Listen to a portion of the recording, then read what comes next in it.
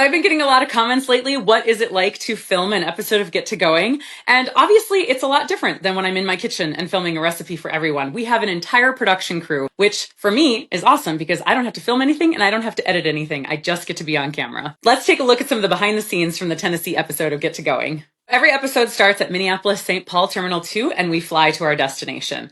And honestly, I don't always know what I'm getting myself into, like line dancing at 8 o'clock in the morning in Nashville. And then they said, jump in a golf cart. We're going to drive around Nashville and have a little bit of a history tour. Mind you, I'm from the north. It was like 100 degrees and super humid that day. So I think one of the biggest challenges for me was, thankfully my hair got curlier in the humidity, but I felt like my makeup was melting off. So I got my start in music by singing country. It was maybe kind of promised that I might be able to sing on the stage at the Ryman Auditorium, but we didn't know until we got there.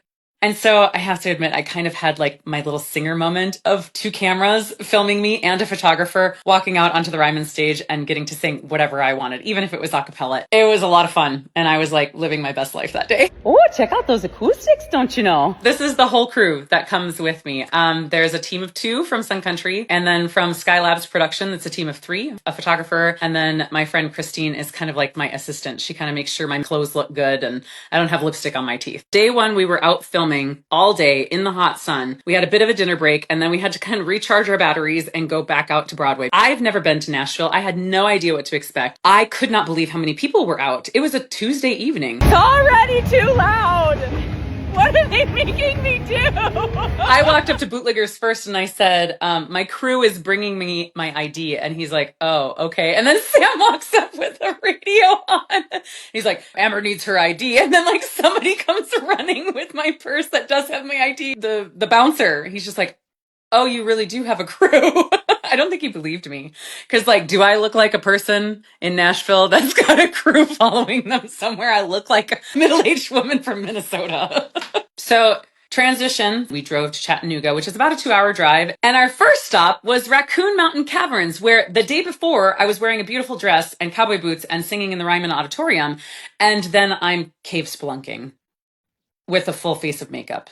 We did the normal walking tour and they're like, okay, if you can get through this tiny hole, you can make it through the rest of everything. 1, I didn't really know that that's what we were going to end up doing. And 2, the entire crew had to go through. It was one person after another, passing cameras, passing equipment. It was kind of one of those life moments that we all got to experience together as a team because nobody had ever done it before. Oh my gosh, I love this hotel so much. The fact that I was like singing at the Ryman Auditorium and then crawling through mud in a cave and then I got to check into Hotel Chalet. Oh, it was just so beautiful. They're renovated train cars with air conditioning and all the modern amenities. Everything was so cute. And since we filmed this episode, they actually received a Michelin key. It was probably one of my favorite places that I've ever been. Chattanooga Tourism recommended that we went to Gate 11 Distillery. Once we started talking with Bill and Wanda, we realized they're from Minnesota. And it really did feel like I was talking to an auntie of mine from Minnesota. They were just so cute. One of the reasons why I liked Wanda so much is because I found out she's a language arts teacher, was a language arts teacher, but she's actually responsible for their most award-winning spirit. Like her gin, she made up the recipe. You know, her husband had been distilling much longer than she had, and then she comes in and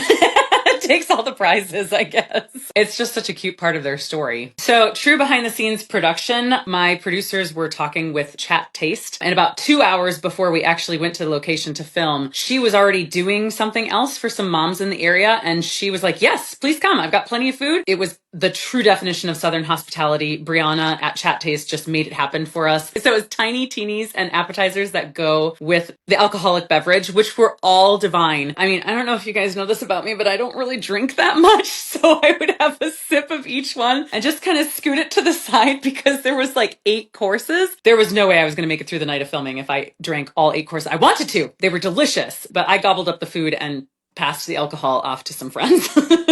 I think one of the reasons why I like filming so much for these episodes is I kind of get to turn my brain off a little bit. I don't have to be the group leader, but because I have an ADHD squirrel brain, sometimes I don't exactly know what I'm getting into. So I'm like, Brock City. Okay, cool. Let's go film there. I had no idea what I was walking into. I had no idea that it was this gigantic overlook with some of the most amazing views. There was cute little art installations all throughout these caves and passageways. It was gorgeous. Everything there was so fun. The staff was amazing and welcoming. We got some great photo opportunities here. It's always so impressive to me how many activities we've jammed into 4 days, and then compressing it down to a 20-minute episode is amazing. I don't know how the editing team does it, but it's always so much fun to relive the memories. I cannot recommend these itineraries enough. They're balanced, they're great for kids, and they're even good for a long weekend. If you haven't seen it yet, watch the full episode at gettogoing.com.